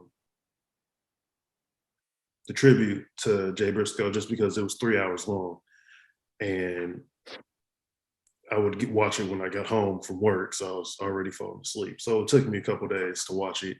But all the matches were really, really good, really, really good. And then I remember hearing something about Tony Khan flying people out from ROH and not Impact, ROH and AEW to head to Jay's homegoing service. Yeah. And yeah, just watching Mark's eulogy is it hit hard. Yeah. And that guy's amazing. He is like, okay, so from what I see, Mark was the cool one that that let a lot of stuff go, and Jay was the passionate one that will hold on to shit because it was about what's right, what's fair, and all that. Like, he was that type of guy, right? Mm-hmm. Okay. The way Mark is staying on that to the point where he's like, man, this is just a transition. He was like, he's like, he heard his brother saying, I'm on the throne. And he's saying, God said, hey, you believe me, right? So why don't you believe that he's here? He's like, and then I just knew it was just a transition. It's just he elevated to a next level. And I'm gonna hold it down for him while I'm in. I was just like, man, this guy, I can see why he would be the one to comfort everybody else. His perspective is, I'm here for my brother. Mm-hmm. And I'm going to put it down for my brother. And that guy, that strength is incredible. I just want to say that strength is incredible. And for the record, I want my funeral, I'm letting y'all know, is going to be dressed down. Y'all come in and whatever y'all want, because Mark in that Carhartt hoodie was phenomenal. I was like, man, I want somebody to talk about me like that in the hoodie like that, man. It was amazing. But and one last thing, currently Kenny Omega is having visa issues, and like he wanted to be at the show.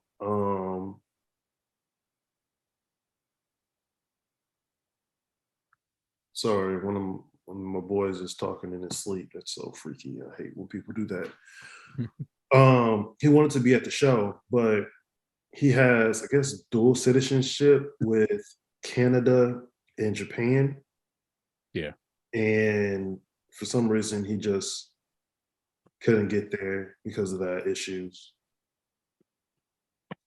Yeah. This has been it for Burley, but yeah. But that's about it. Yeah. Another episode of the books, people. Yeah. Yes. And shout out to everybody who's been watching us. Like, thank you. Thank you. Thank you. Yeah. Shout out to everybody who's been messaging us through Twitter when we live tweet the pay-per-views and the shows or whatnot. Everybody who just like gets involved with us. We appreciate you all. And yeah, I think Audie has the rest of what he likes to say. Oh, yeah. Wrap it up. Catch us here next week because we're doing the Elimination Chamber. That's how quickly all of this is happening. Don't think the Elimination Chamber is next week. This past week. And then, it's not this Saturday coming up. It's the next one, right? No, we had a couple weeks. It's the 18th. It's Yeah. the 18th. Oh shit, cool. I get a break. Man. Yeah, I'm like, man, it's another week and a half, 2 weeks. Yeah, we get a break. So yeah, we gonna keep it fun next week. But nobody told you that they love you. I got you right here. Nobody said that you're awesome. I'm letting you know that you're awesome. Every obstacle is just that. It's an opportunity for you to just get over to the next level. So everything that is temporary, enjoy it, learn from it, grow from it, get to that next level. Until then, all I really want you to do is do what you love, and that is watching, being a part, participating in anything wrestling, even with the new 2K that is coming out. Hey, we own that. That's been killing me. His little commercials where he's lifting weights invisible and shit there, that has been killing me. Hey, the promotion for this game is pretty good. Yeah, so I'm really excited about that. But until next time, peace. Catch y'all later. Later. Later.